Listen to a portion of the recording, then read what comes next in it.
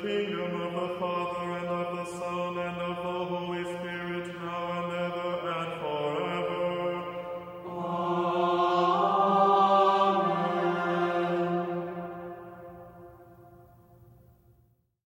Okay, so let's get started. It is 7 o'clock, and so we'd like to stick to the schedule because usually it goes on a little long. So we'll start with prayer, and we'll be praying from the Resurrection Matins in the name of the Father, and of the Son, and of the Holy Spirit. Amen.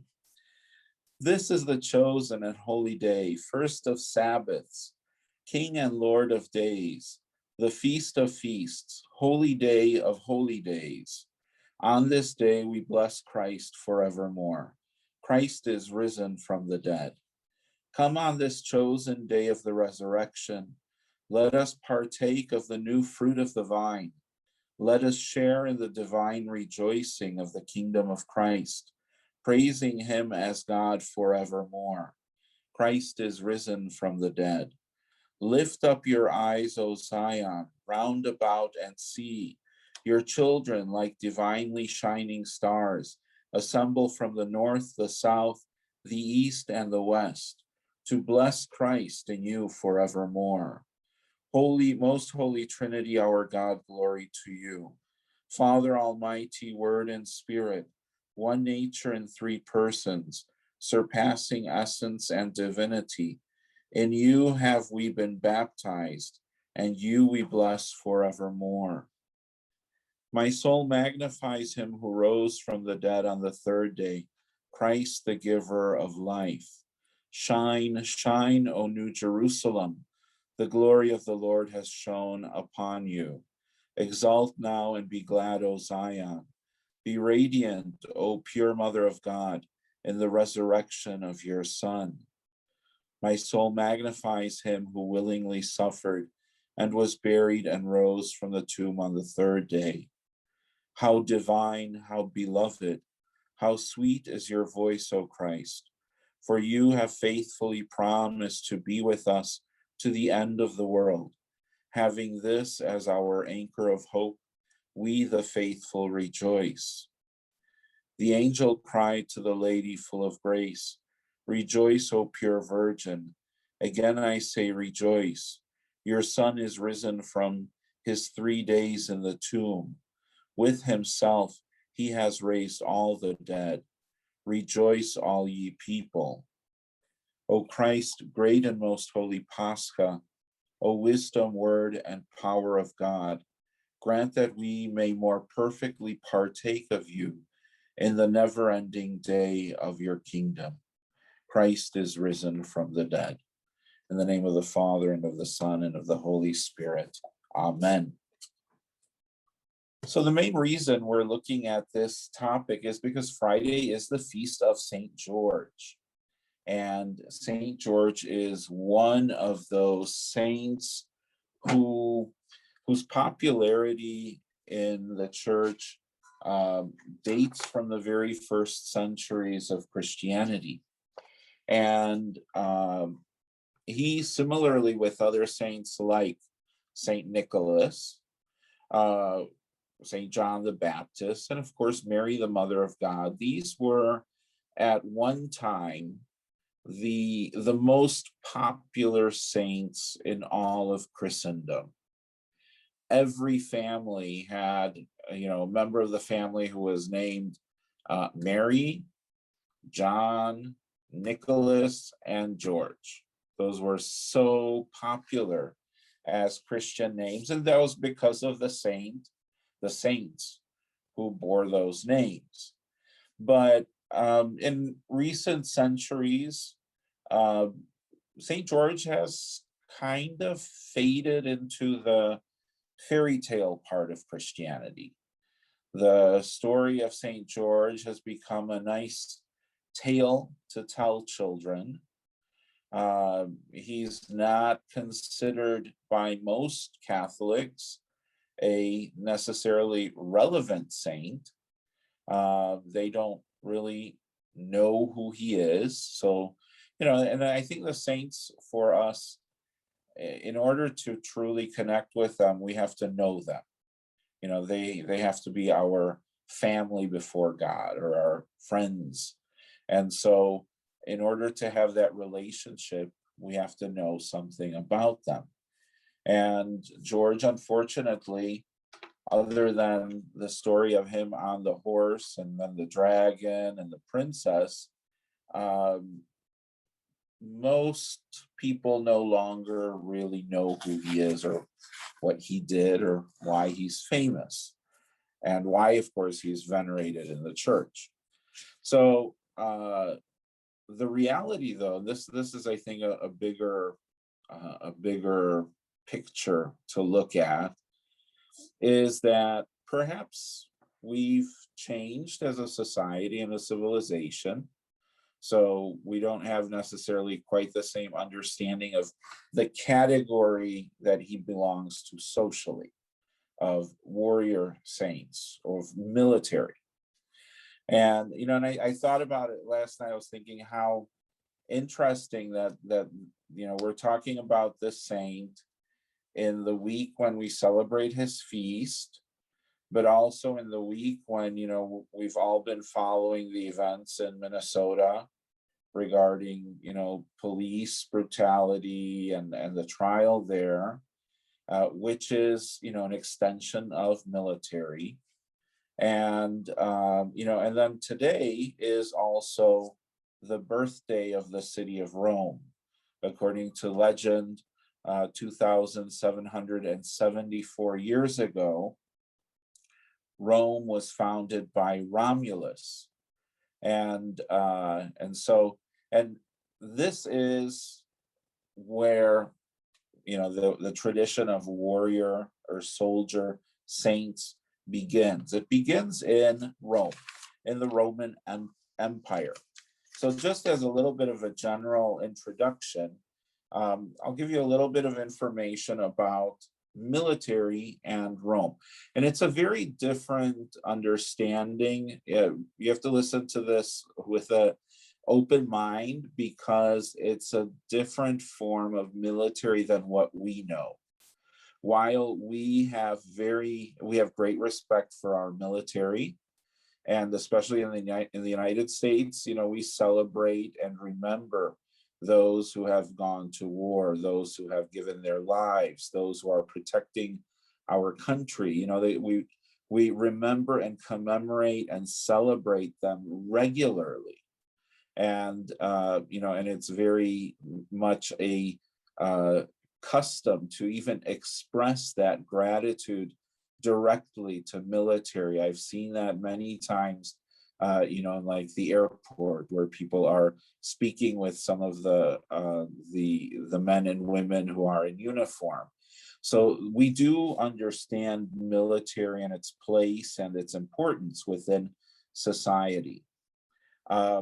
With the Roman Empire, it's a little bit of a different reality in some ways, even though I think we still understand, we still speak the same basic language. The Roman army was, or is, historically considered probably the largest army in the world at one time. And it was, and when we say that, it may not numerically line up with like China, but it's also a different way of being army.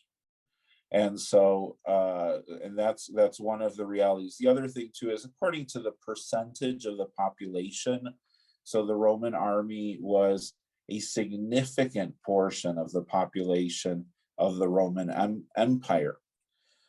So a couple of things from the get-go. The Roman army contains within it all of those different groups or subgroups that we have in our society, like police, all the way up to tax collectors, civil servants. All of that is within the same umbrella of the Roman army. So it's, it was not subdivided into, the provincial police or state police or the town's security. It was all one enormous, very big group. The army was only for men. No women were permitted to serve. There were two types of soldiers. There were the legionaries and then the auxiliaries. The legionaries were the elite. They were the best soldiers, and they were Roman citizens over the age of 17.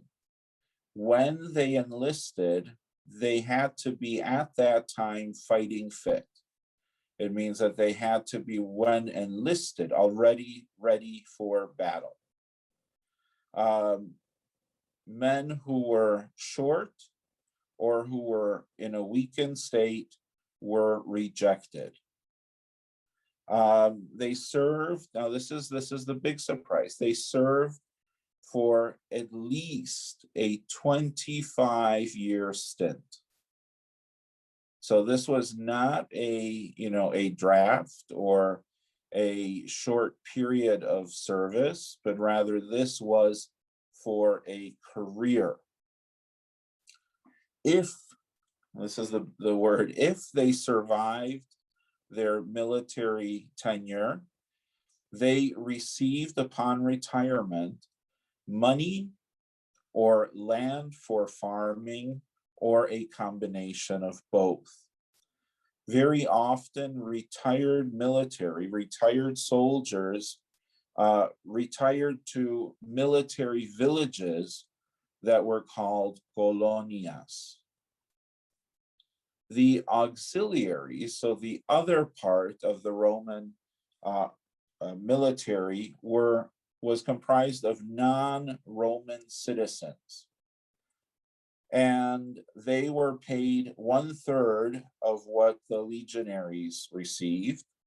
And usually they guarded forts and fortresses and frontiers, so the borders of the Roman Empire. They fought in battles very often in the front lines.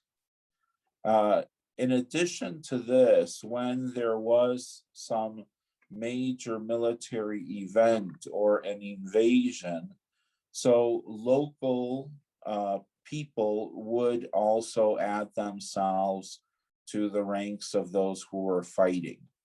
And that was kind of a, just to help out. But it was not any sort of a draft, because the Roman military depended on these career, lifelong soldiers. And both the legionaries as well as the auxiliaries were both lifelong career soldiers. The Roman army at its largest was comprised of well over 500,000 soldiers. It was divided into legions, and each legion had between 4,000 and 6,000 soldiers. Every legion was then divided into groups of 80 men, and these groups were called centuries. In charge of each of these 80 men, each of these centuries, was one man who was called a centurion. And the Roman soldiers were extremely well trained. They followed orders, and if they failed to follow orders, or if, for example, they fell asleep on duty, they usually would be sentenced to death. So it was a no-nonsense, no prisoner taken type of an approach, which instilled a certain amount of fear into the soldiers. But it also meant that they had to be vigilant and responsible. Most of the soldiers' time was spent in training. So, even though we have an image of, the Romans constantly being at war, the reality was that most soldiers spent the majority of their career training for war. And occasionally for battle itself. The soldiers also, both the auxiliaries as well as the legionaries, they spent their time patrolling and guarding and constructing forts, building roads, and in the construction and engineering of aqueducts. Aqueducts were these raised canals which brought water into Roman towns and forts and villages. The reality as far as how long one might live as serving in the Roman army. So if one would survive, battles and other things, the soldiers were well taken care of, because upon the soldiers was the fortune of the entire Roman Empire. They were the ones who kept the peace. They were the ones who made the peace, and they were the ones who enforced the peace.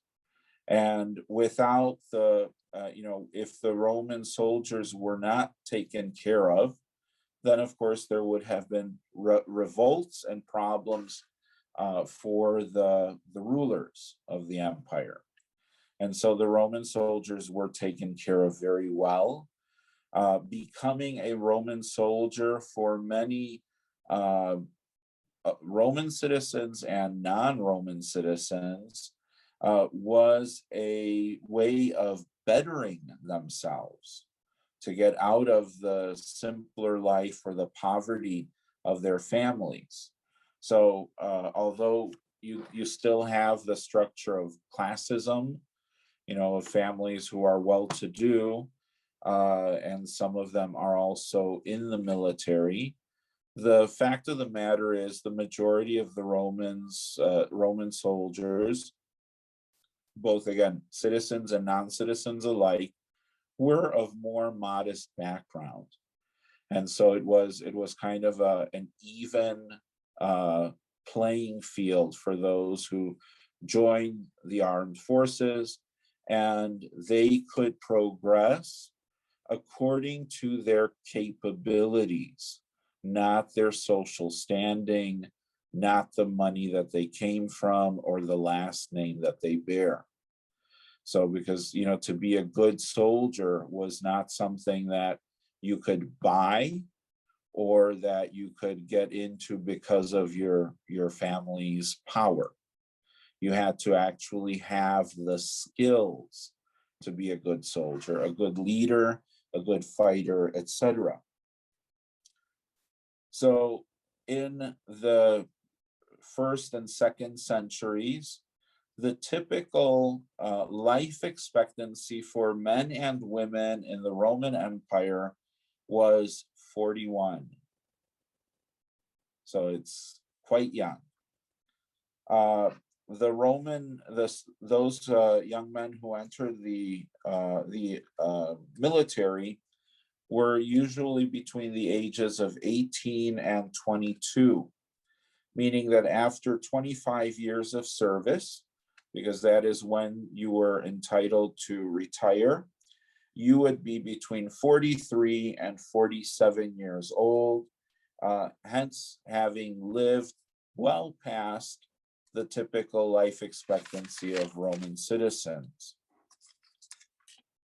Until the year 193, Roman military, of both categories, of Roman citizen as well as non-Romans, until 193, soldiers were not permitted to marry by imperial law. And after that, it still remained as a tradition amongst those who were in the military, that the best military were those who did not have family back home. What was tolerated, though, many of the Roman soldiers ended up serving for a number of years in a certain spot. And so it was tolerated that they could have a kind of like a common law relationship. So a live-in wife who they weren't married to while they were stationed at a certain post, that was tolerated. And then, of course, the typical stuff such as prostitutes, and then there was, on the other side, there was also the hope that after military service, the man could marry.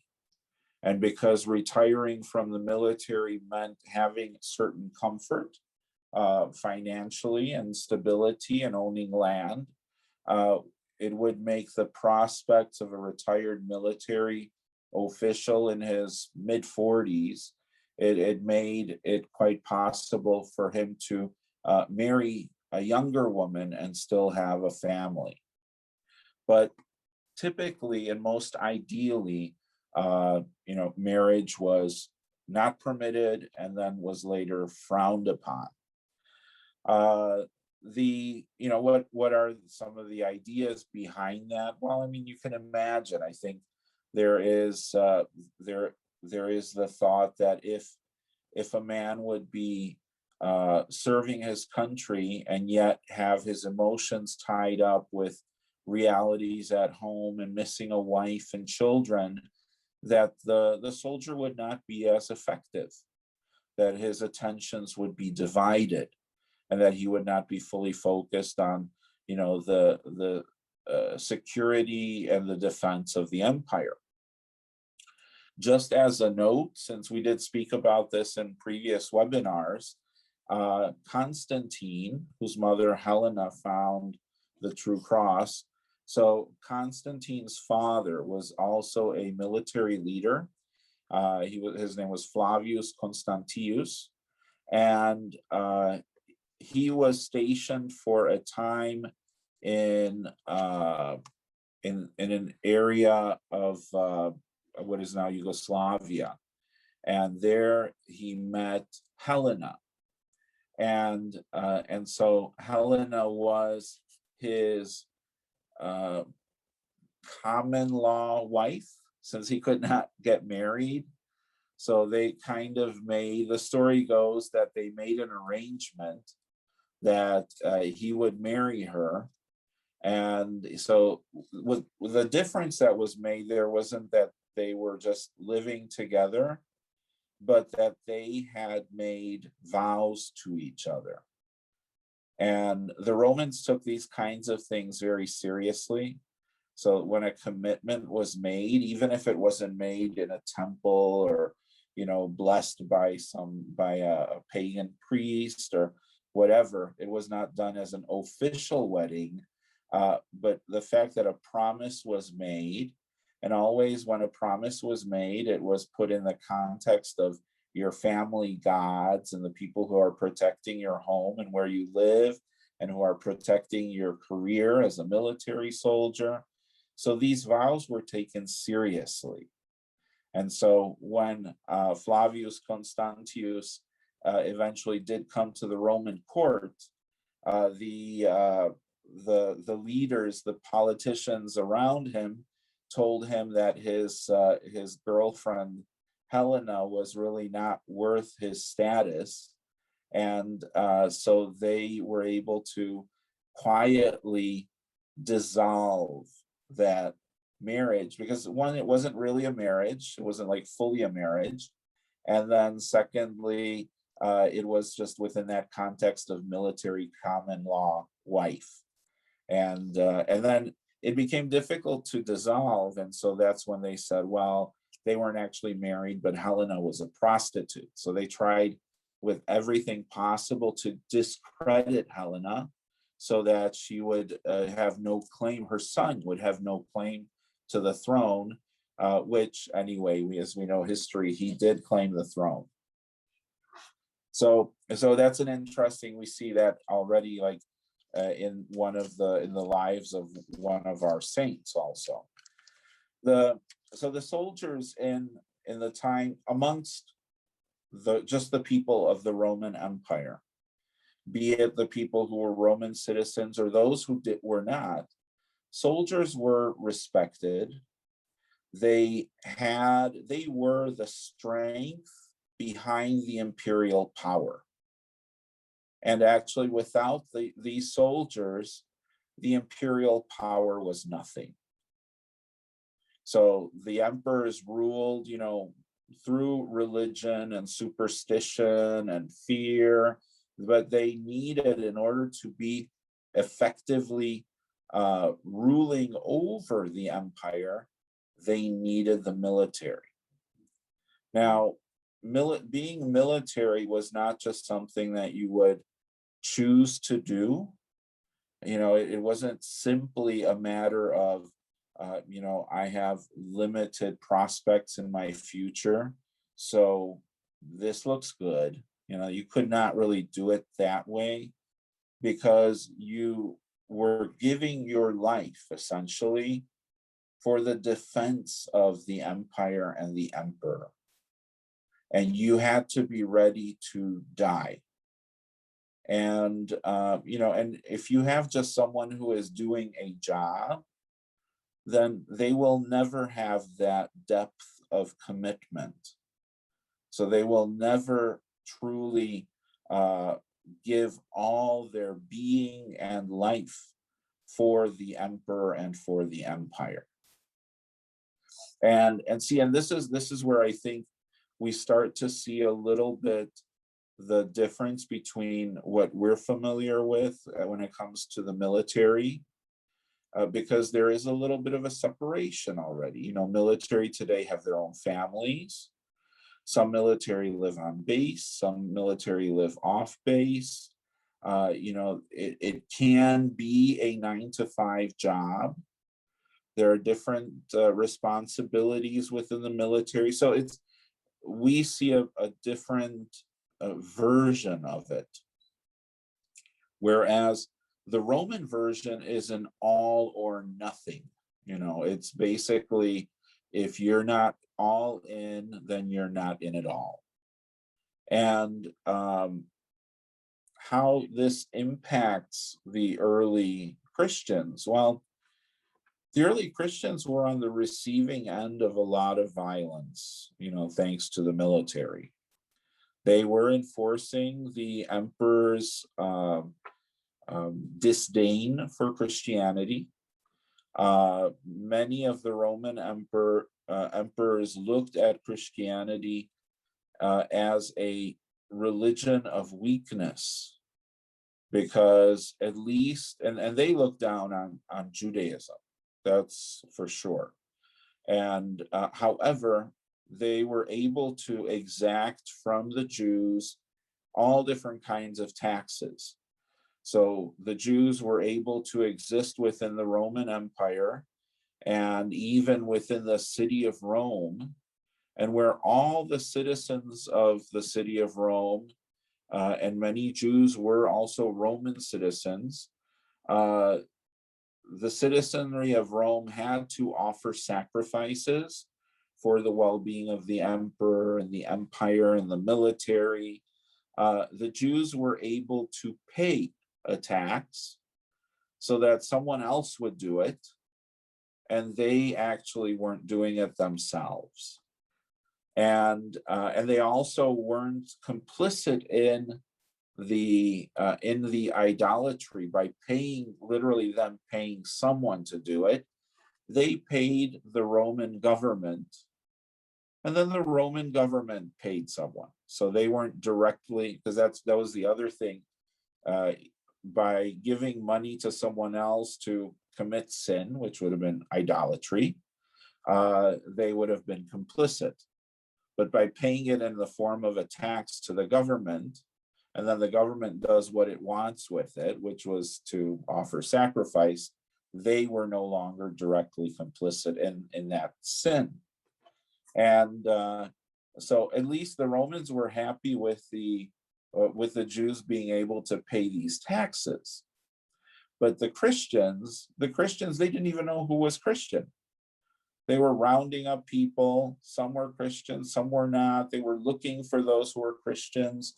And there was, of course, even in the Roman court, there was, in the emperor's very own court, there were Christians.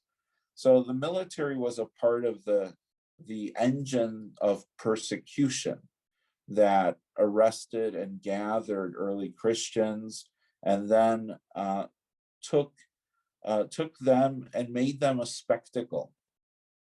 So the feeding of the Christians to the lions, or the public executions, or the crucifixions, and of course remember even the role that the Roman military had, from Pontius Pilate, to the centurion at the cross, to the soldiers who were put at the door, at the rock by the tomb. The Roman soldiers were very much a part even of the story of Jesus's suffering, death, and resurrection. So for the Christians, there was a fear that is associated with those who have authority and power over their lives, those who can decide, because remember, many of these soldiers also did things without necessarily going through a certain legal process. So it wasn't just, arresting someone and then taking them to court and trying them. And some of that was not a part of their process. Now, on the other hand,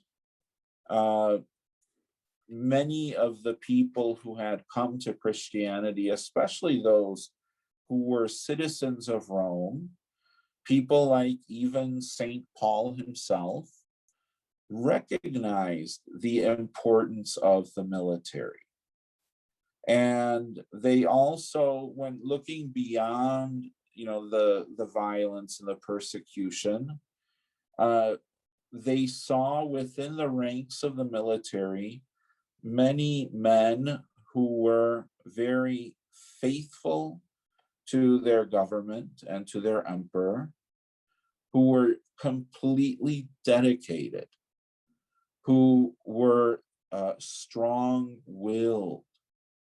They bore these qualities which are, you could say, almost beyond human strength.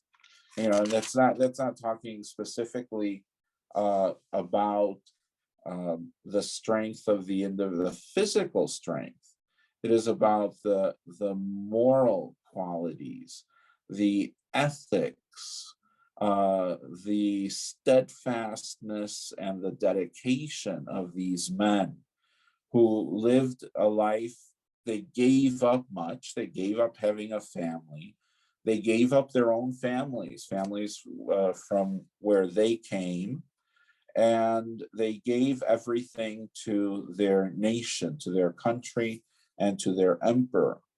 So no doubt that the early Christians, especially those who were converting from paganism, those who were coming from among the citizenry of the Roman Empire, they appreciated Roman soldiers, even though the Roman soldiers were very often responsible for persecutions.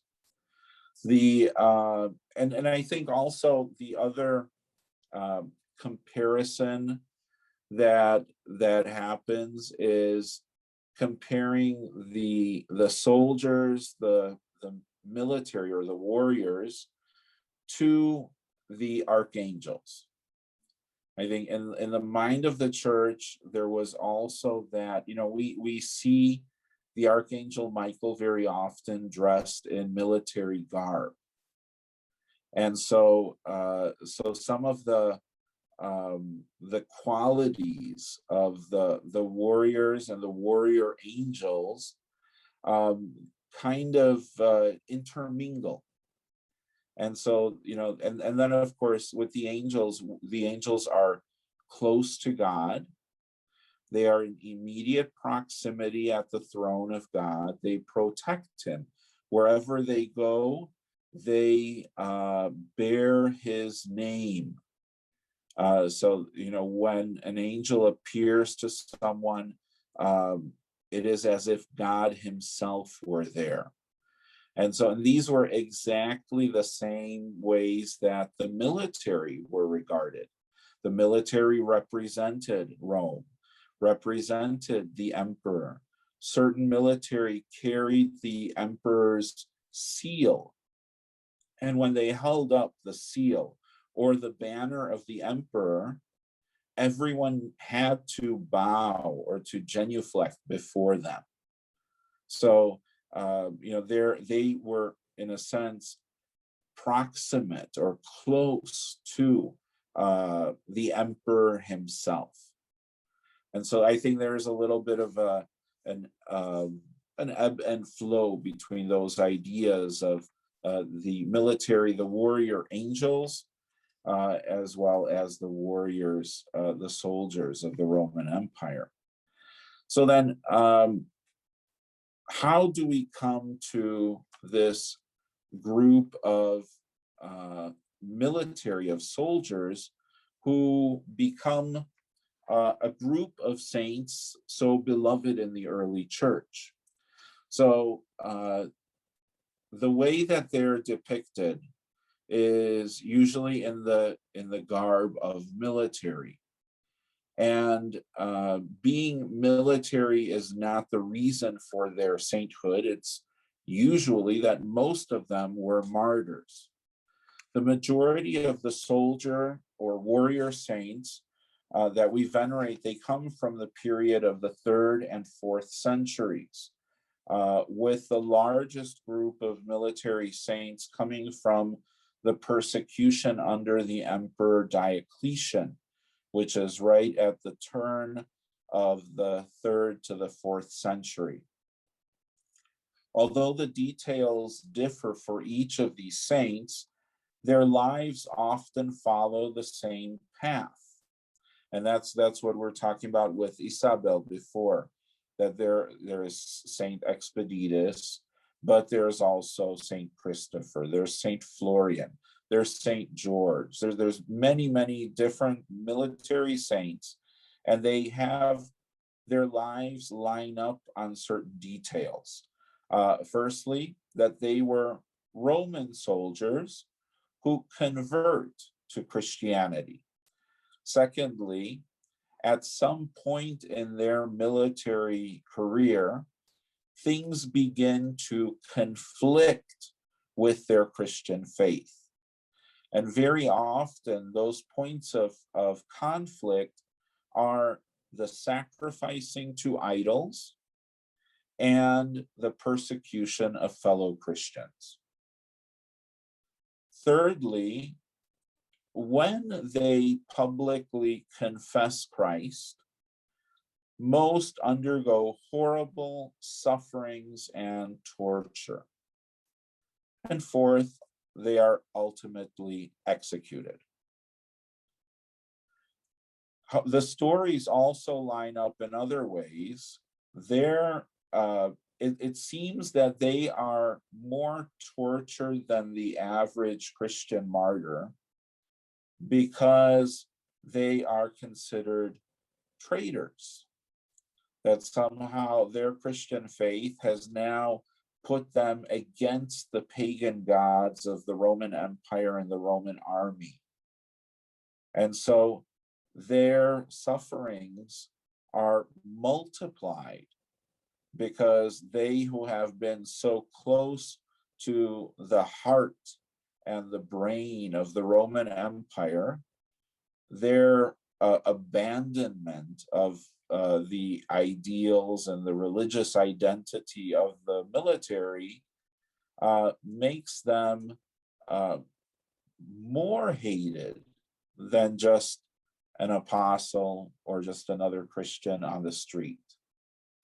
And so because of this, most of these military, these warrior saints are tortured excruciatingly. And one of the fruits of these extended tortures is the conversion of many thousands of other people who are watching them suffer. And very often they're fellow soldiers, so other warriors who, through their example, they see the depth of their faith. Martyrs, usually the soldier martyrs, we see them holding crosses a cross in their hand, which is the symbol of martyrdom. Very often, most commonly, they are fully dressed in military garb and they are battle ready, sometimes even on horseback. The reason why, I mean, you could think, with all of the, of course, there's been, especially here in Texas, a lot of conversation about, gun rights and being armed and stuff. And so, when we see saints on horseback, with a sword lifted high or carrying a spear, you kind of think, gee, that's a saint for Texas. But it's not about the right of bearing arms. See, that's where we have to take it in the context. They have, and the church, and if we look up the prayers for the masses or the liturgies for these different warrior saints, so you'll notice a very common expression there. It says that, you have laid down your sword and no longer defend the things of the earth, but now you defend the things of heaven.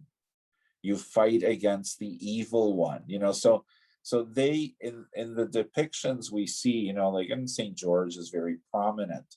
We see him fully armed. He looks like he's going to go to battle. But the idea is that he is now fighting evil, that his earthly preparation as a warrior here prepared him, through Christ, he saw that the true battle is not the one that is fought between kings here on earth, but rather the battle that is fought between good and evil, between God and the devil.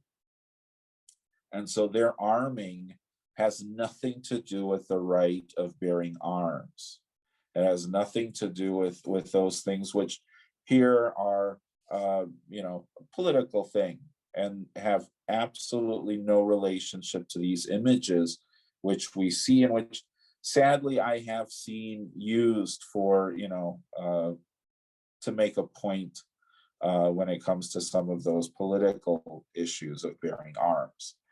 But so they are armed because they fight against the evil one, and this is one of the reasons why they are loved by the Christians of the early church, because they defend those Christians. And remember that many of these warrior saints had problems with their leaders, both military as well as political, who sought to persecute and martyr Christians. And so they are defenders of the Christian faith and of Christian churches. And that is one of the reasons why we find churches dedicated to St. George in places where Christians have suffered the most. So, for example, in the Middle East, St. George, St. George, St. George, everywhere, because he defends Christians. So these saints, these warrior saints, were regarded as very special because they dedicated their entire life to defense of the emperor, in the case of now as Christians, defense of the faith. They have dedicated their entire life to the heavenly emperor, to Christ. And they live almost, you could say, a form of monasticism, because they have no physical attachments. They own no real property. they have no real home, and they have no wife and no children, no family to go back to. So their life is comparable, you could say, to some form of monasticism and asceticism. The saints, though, the warrior saints, just to kind of give us a little bit of an idea of these saints. We've got the early saints, of course, Saint George, the great martyr, and I'll talk about his life in a little bit. But we have other saints from that same period of the 3rd, 4th centuries. Saint Demetrius, the great martyr of Thessalonica. Saint Theodore the General, who died in the year 319. Saint Theodore the great martyr, the recruit. Saint Procopius, the great martyr. Saint Minas of Egypt. The martyr Longinus. Longinus was the soldier who stood at the cross and said, "Truly, this was the Son of God." And Longinus is the one whose spear pierced the side of Christ. And then there are hundreds of other saints from that period. Saint Christopher, Saint Florian, Saint Maurice, the 40 holy martyrs of Sebastia, these were 40 Christian martyrs. It was half of a century, who were all Christian, and they were ordered to stand on a frozen lake in the mountains of Armenia, all naked until they died. That's how they were martyred. And they're like an early Christian martyrs from the late 3rd century. Then Saint Victor, Saint Sergius and Bacchus, Saint Sebastian, Saint Martin of Tours. So these are all the saints from this period of time who have a military history. And again, this is just the tip of the iceberg. There are literally hundreds of soldier saints. The experience of the church with the military, with the warrior saints, ultimately created also, then going past that initial period, a great respect for military saints even after this period. And so there are some saints which you may be familiar with, who are also looked at as warrior saints because of their own personal history in the military, either lifelong or for a period, such as Saint Wenceslaus, the Prince of Bohemia, Saint Joan of Arc, Saint Ignatius of Loyola, and even Saint Francis of Assisi. Saint Francis, who also joined the army and found it was not for him, but he has that experience. And based on the experience that early churches, you could say, admiration for soldier saints. So all of those who have come after them have been respected and understood, I think, and appreciated in a different way, because and we could splice it for different psychological things, because being a soldier is something that is very influential and powerful, especially as one goes up in the ranks. So one has more responsibility and more power over others. And so to give that up or to become a Christian, to convert, means to give up a lot of that power. So that, there could be many different reasons for why they are so admired by the church. I would like to take, though, a look specifically at St. George. St. George has, as I said, a lot of his life has become kind of more of a fairy tale experience for Christians, stuff that we tell our children, or you could write children's books about. But his original life story, as it is preserved in the Roman martyrology, as it is preserved in the lives of the saints, speaks of a very real person. And a soldier who you could say is he is a quintessential soldier, a soldier's soldier, someone who is very well loved. So he is, just looking at the result, he is the patron saint of soldiers, shepherds, scouts, the poor, the patron saint of Greece, Russia, England, Canada, Palestine, Venice, Malta, Portugal, Lithuania, and many, many other countries. George was the son of a wealthy, high-ranking Cappadocian family. Cappadocia is in Asia Minor in central Turkey. That area produced many, many saints, many, many martyrs.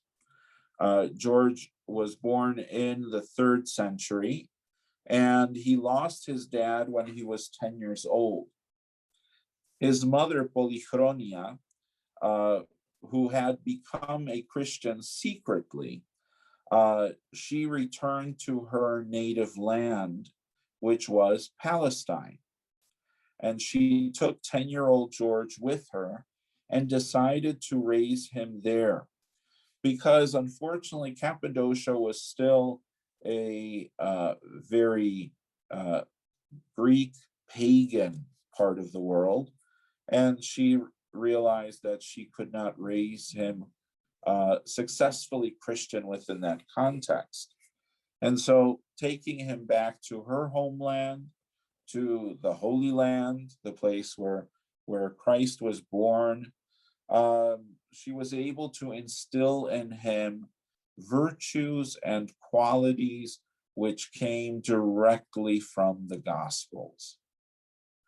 When George turned 18, he decides to join the military. And he finds himself very quickly promoted through the ranks, and he becomes a tribunal, an imperial guard, and then finally a prefect, all at a very young age.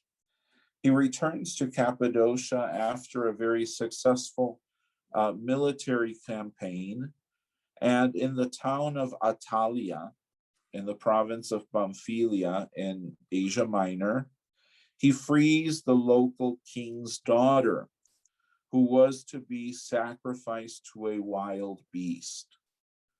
And this is where the wild beast in the legends is a dragon. And so he frees her, kills the beast with a strength that was referred to as divine strength. And the locals were all converted to Christianity.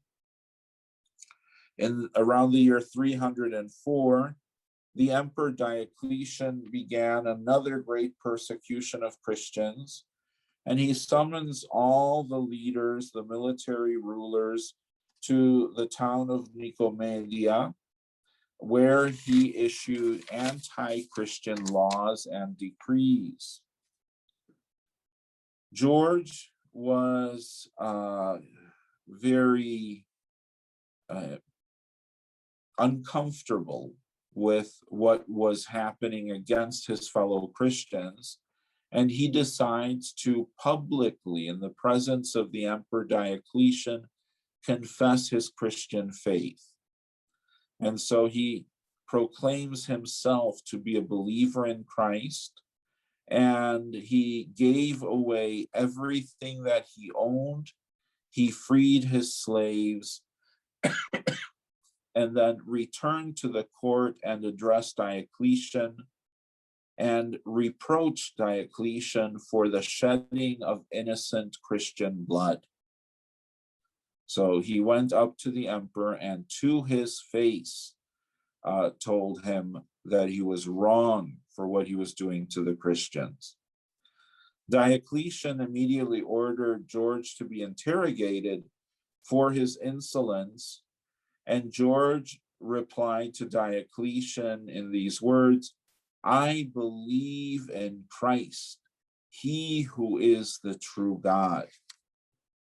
The emperor was amazed, for he knew George and he knew how much he was loved and what a hero he was to his fellow military and to the general population. So he offered George riches and property if he would only sacrifice to the gods of the empire. George replies to Diocletian, "Your reign will become corrupt and you will disappear at no gain. But those who offer a sacrifice of praise to the King of Heaven will reign with him forever." Of course, basically he told Diocletian that, nobody's going to remember him after his reign, which was a big insult to the Roman emperor. And so the emperor orders George to be tortured. And George undergoes a very, and this is, I think for most of the Roman warrior saints, the tortures are very similar because they're made to be excruciatingly painful, but not deadly. So they're done in a way to make the suffering as long as possible. So George was first speared through the stomach and intestines. He did not die. He bled, and when the spears were removed, he healed. And so then Diocletian, seeing him healed, he ordered him to be tied to a wheel, and that wheel should be run over knives and different sharp spears and instruments and glass and metal shards, so that his body would be shredded running through the over all those sharp blades and weapons. And as his body came into contact with the sharp weapons, he was cut, he bled, and the weapons all fell apart, and he was healed. The two guards who were in charge of taking care of George and making sure that everything was, that he was tortured appropriately, tied up, the two guards at this point dropped their weapons before Diocletian, and they said that they believe in Jesus Christ and in the God of George, and Diocletian had them beheaded immediately. As the tortures continue, the Empress Alexandra, who was also part of the royal court of Diocletian, she declares herself to be a Christian also, and so she was imprisoned there in Nicomedia.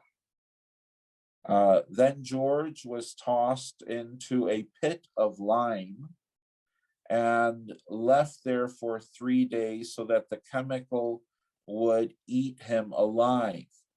and upon opening the pit, they find him completely unharmed, and he is brought out.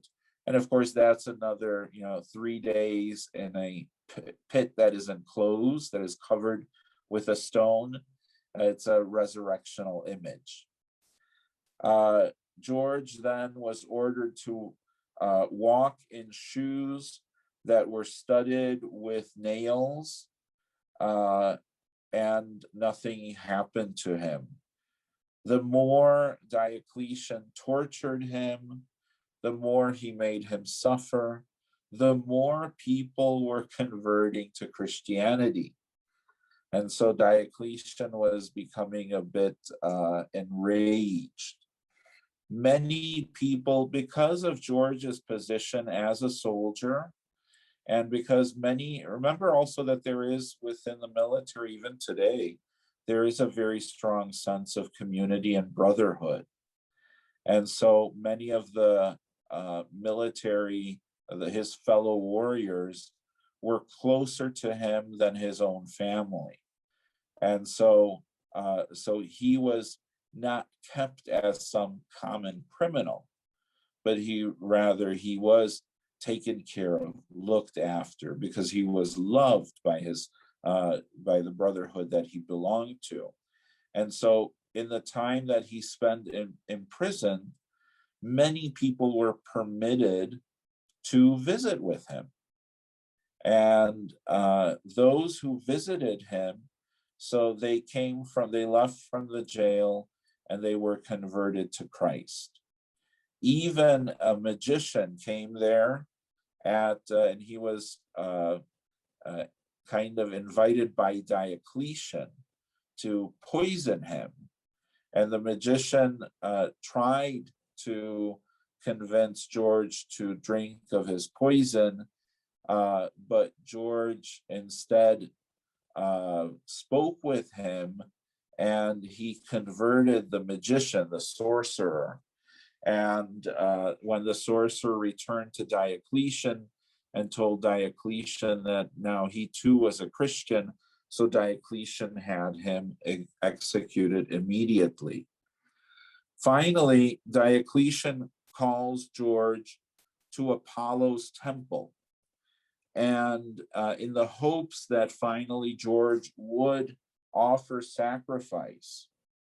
And so George came into the temple, and the people who were there thought that he was going to offer sacrifice to Apollo, but instead he went up to the idol and he made the sign of the cross over it, causing the idol to disintegrate and be completely crushed, and the demons that were present in the temple of Apollo to leave the temple, causing other idols to also be destroyed. So then he was taken back to the palace, and in his final defense, so the Empress Alexandra asked Diocletian to have mercy on him, and she professed her faith, and Diocletian ordered George as well as the Empress Alexandra to be both beheaded. So, and that is Saint Alexandra, whose feast was on the 19th, so a couple days ago. So George was beheaded, and as his own wishes, his body was taken to the town of Lydda in Palestine, and that is where he was buried.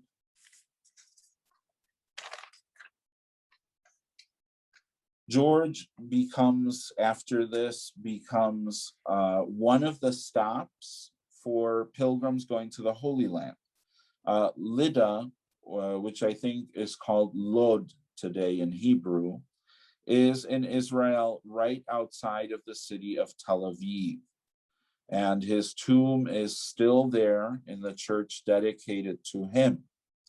His relics are there, but they have been taken to all corners of the earth.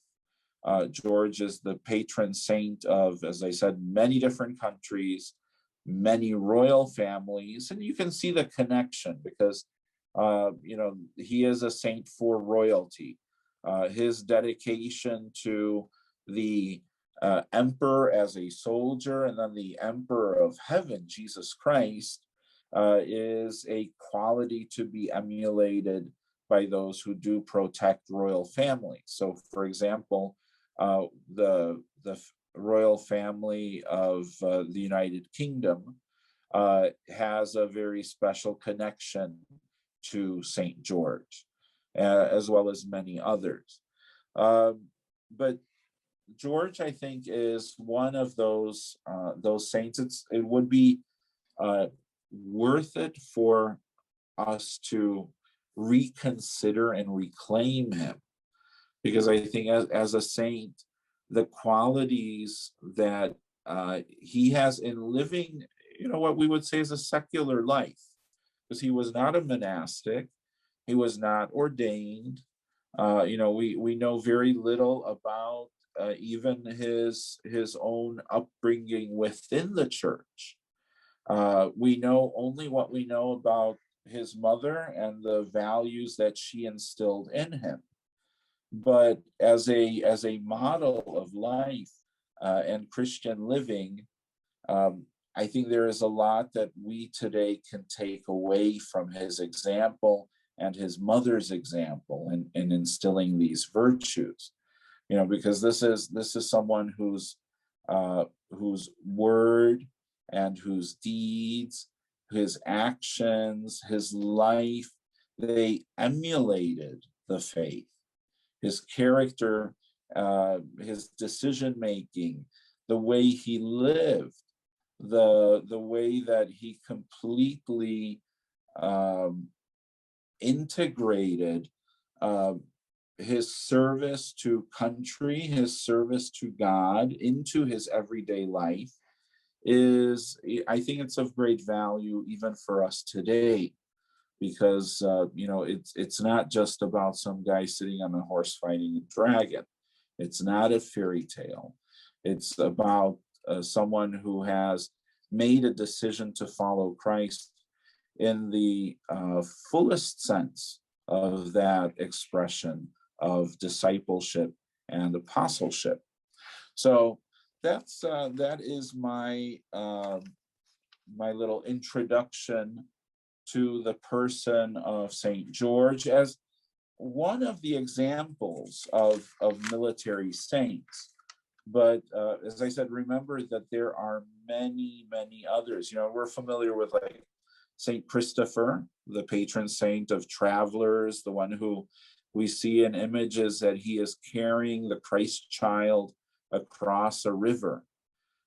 Saint Florian, in many towns in Europe, Florian is the patron saint of firemen. And so we see him usually by firehouses in Europe. And then, the saints like Saint Martin of Tours, and Martin, who eventually was a bishop, but who began his life as a Roman legionary. So these are all just the few examples of this group of warrior saints who may not exactly line up with our idea of armed forces. And yet when we look beyond some of the historical background and some of those differences, I think we can see the qualities in their life, the virtues in their life, that they were successful in integrating those virtues with the Christian life. They were successful in fully being committed to the gospel unto death. And they were able also to go from that life, that secular military life, into a life dedicated to defending the faith and to being soldiers for Christ. So any questions or comments?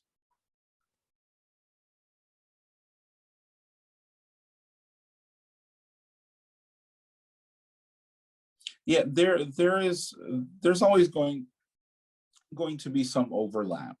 I don't think that's something we can really get away from, because there is, as they say, there's nothing new on the face of the earth. Everything is kind of interconnected, and there's a lot of interrelated stories. And so, even when we get into themes about Christ, like the descent into Hades, that also is to be found in some way in pagan mythology also. So it's not unusual. The reality, though, the story of George in his rescuing of this maiden or this princess has to do with a practice of human sacrifice, which was still happening. It was very common, and so she was being sacrificed. The animal that she was being sacrificed to, while that may be more of the mythological part, where it's a dragon, were it happening in Louisiana, we'd be like, okay, that's an alligator. But and this is happening in Asia Minor, in Turkey, where there is nothing like that. And so it is possible, because the dragon does become within the artistic heritage of the church. It kind of looks like a serpent. And so it is given that connection to Satan. And so the dragon is an image of evil. And so it's very possible that in the stories of George, it went from being, a wild animal to a dragon very easily. Because this way, not only did it serve in the story that, well, this is a community of pagan people who are sacrificing humans, but also it takes on a secondary meaning of Saint George defeating evil. And so then it's like the devil himself. It's no longer just an animal. So, and this is common, we see this in early Christianity, where secondary meanings are kind of found in the storytelling. And so a little bit of interpretation happens that will give the story a secondary, more profound, more universal meaning even. Not meant to make it fairy tale. It's meant to make it more of kind of like a spiritual reflection, that this isn't just him saving a young woman, but this is ultimately the power of evil that he is combating.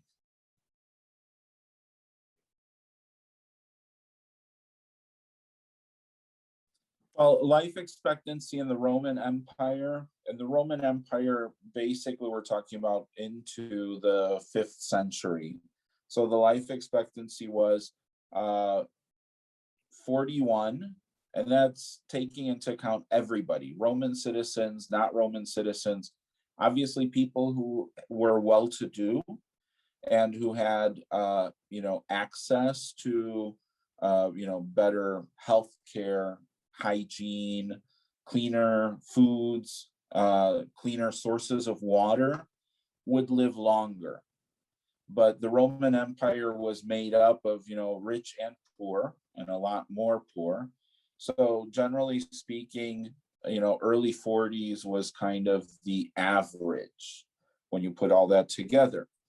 Now, the military who survived, not all military died. We don't have an exact count of how many would have died, but I would say more than half of the soldiers did survive their military stint of 25 years. And so they would retire then at the age of about 43 to 47, in that window. And that would be the start of their retirement, and they lived well past that. So, considering that these men were physically very fit and were quite healthy, so, lifespan would be a little bit longer than the average. So, but it's yeah, as far as the problem is, because of the majority of people in the Roman Empire lived in what we would call subpar conditions, where things were not the cleanest, the best, and so yes, those people unfortunately would die at a younger age. So not as good as we have it today, for sure.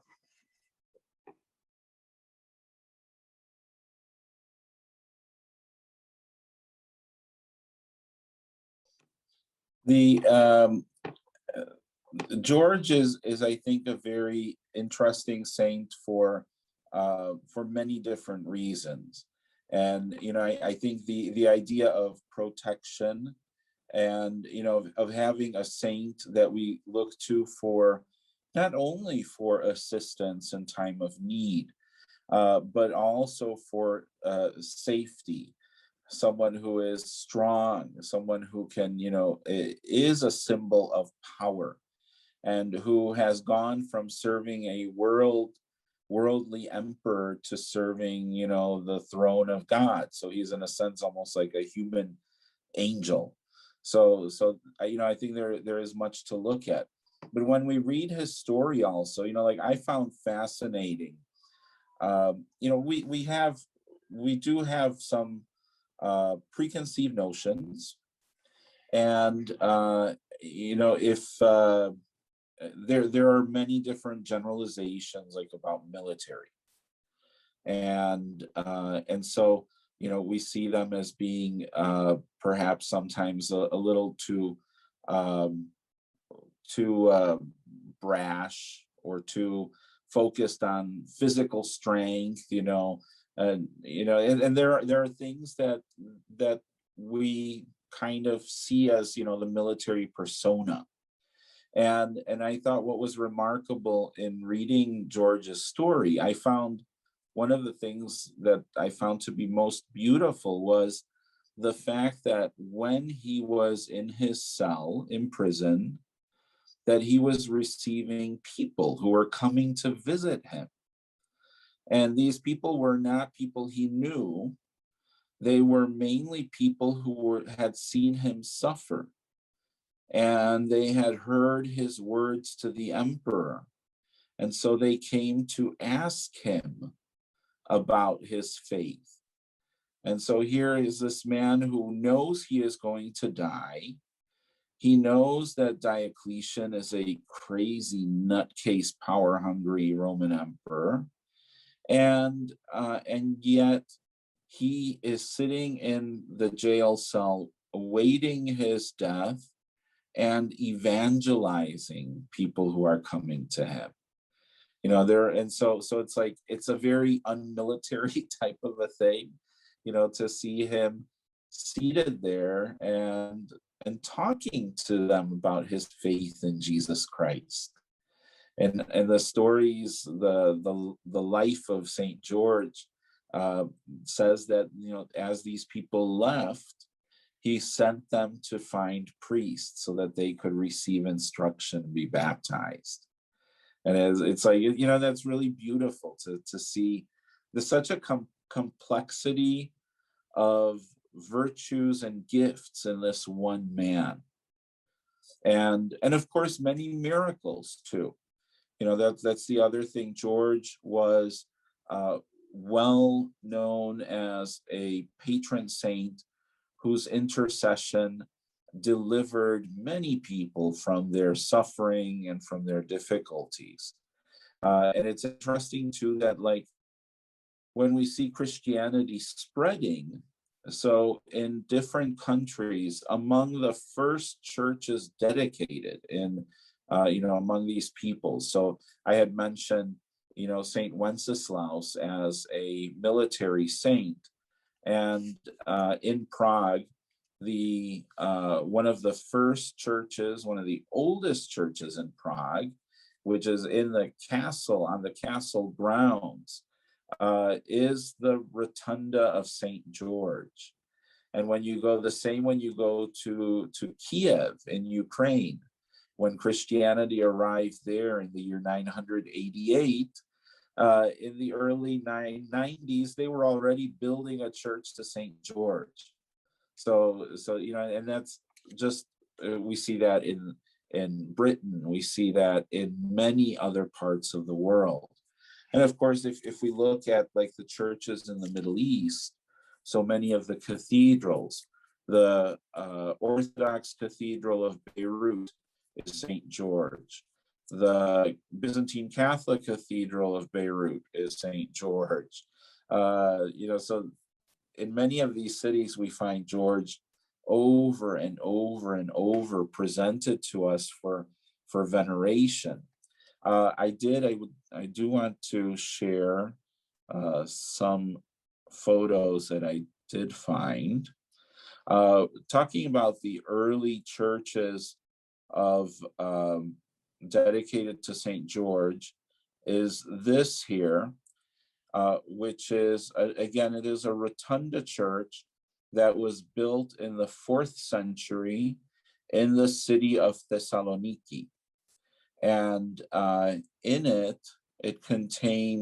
is dedicated to St. George, and it contains within it some of the oldest images, mosaics from the 4th century that are of St. George. Like here is one of him, and then there is another, I have another picture, which is a close-up where you can see St. George's face with blue eyes and blonde hair. It's kind of interesting. I don't know where they got that one. But there are many other ancient images of George. So this, for example, this is from Cappadocia from the 10th century, one of the rock churches. George is the one on the right-hand side. You can see kind of the dragon underneath him. And then next to him is probably Saint Demetrius. Saint Demetrius, another military saint from the 4th century, from the city of Thessaloniki. And then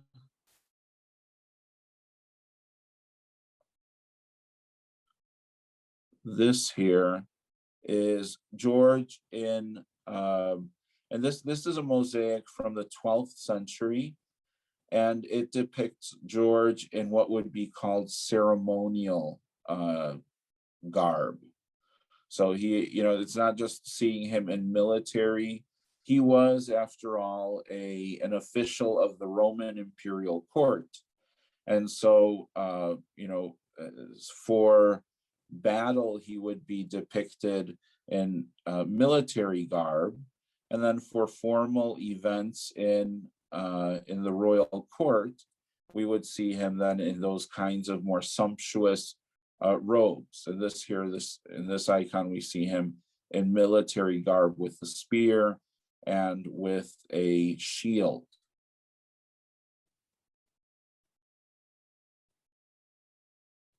And then finally, this here is a picture of his tomb in the city of Lod, or Lydda, in Israel, in the Holy Land.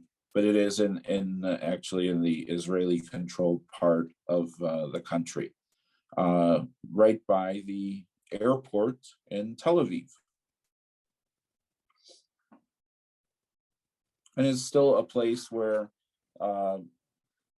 tens of thousands of people come through there every year to venerate his tomb, pilgrims on their way to the holy sites.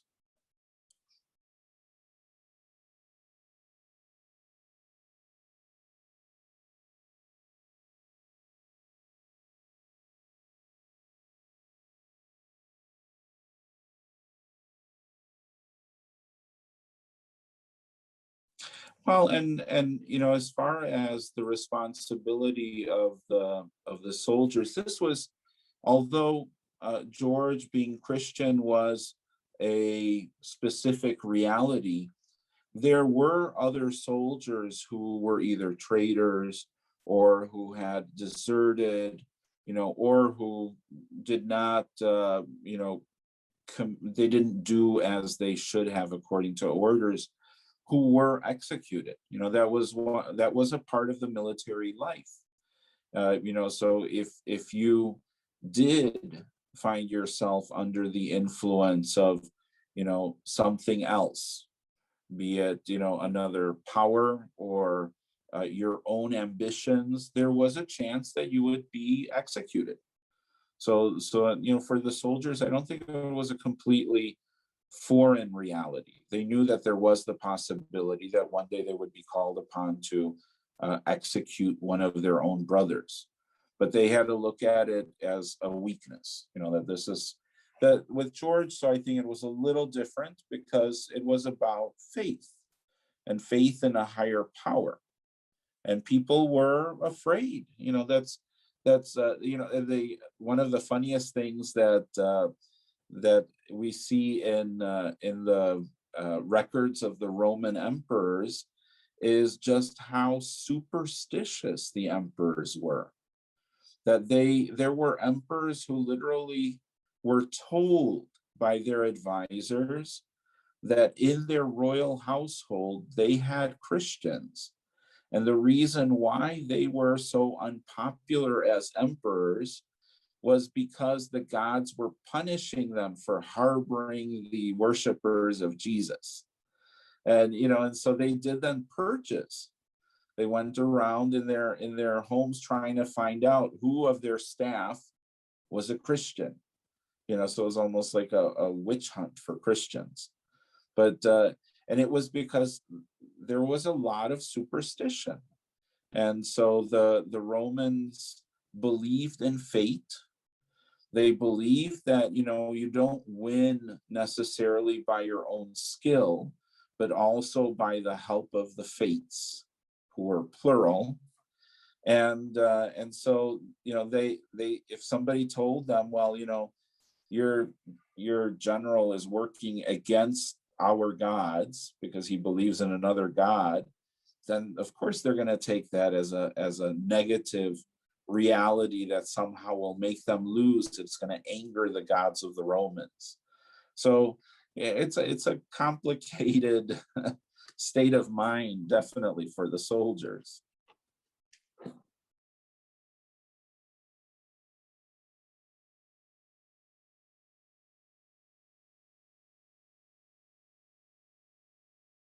I think sometimes in Europe, these monuments are there. They stand as a monument to some past or history, and some of the people don't even know why they're there. Maybe he went and looked it up. You don't know. You could have caused something there, something great. Yeah, the images, some of the artwork of Saint George, from the oldest things to the most recent, I mean, they are really beautiful images because, ultimately, at face value, it's an image of good triumphing over evil. And so, to see that, yeah, I'm fascinated by. That's one of the themes artistically that really I find fascinating to study and look at and see how it's translated into many different styles of art, historical periods, and it's just beautiful to look at and to see that battle. It's like a point of the battle that it's like a stop, and and it's usually you see like the spears piercing the dragon, but there's this beautiful image of how the body of George is depicted in the movement.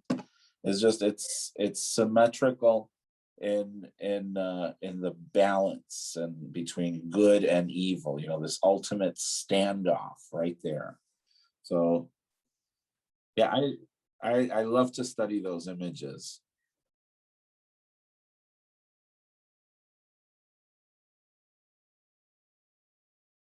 And it's great. It's a group, there you can say, and we say martyrs, we've got different groupings of saints. There is a group. We can definitely identify a group of these military warrior saints. It's a thing.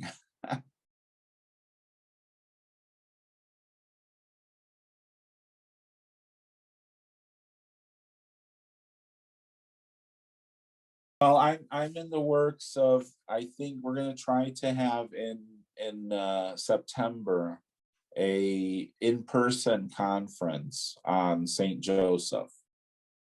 And so that'll be hosted at St. John's. So I'm working on bringing that together. So it'll be a Saturday in September. So we will, but we will also tape it. So just in case, don't worry. Any other comments or questions?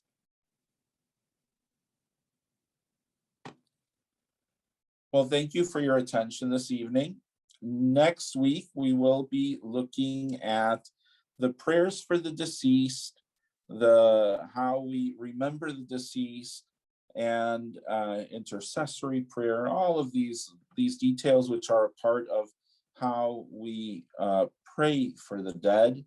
And in the hopes of, we're not just going to look at it as just a kind of a history of how that is, but a little bit of the theology and spirituality, so that it could also, this little webinar can help deepen our connectedness to those who have fallen asleep in the Lord before us and who are still connected to us through love. So have a good evening, and we'll see you next week.